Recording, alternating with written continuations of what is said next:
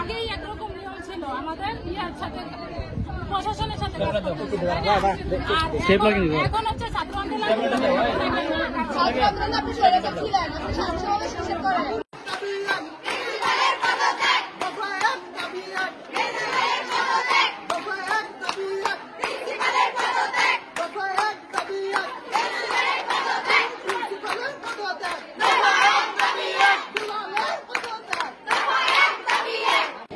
আমাদের এখানে জনাব প্রিন্সিপাল আকবরী খানম আমাদেরকে হিসাব দেখায়, সেখানে লেখা আছে, শুধুমাত্র একটা কথা উল্লেখ করি, আমাদের ক্রিয়া বাবদ গত বছর 2 লাখ টাকা আসছে এবং এবছর 3 লাখ টাকা আসছে, সেখানে স্বাক্ষর করা আছে, ব্যয় করা হয়েছে।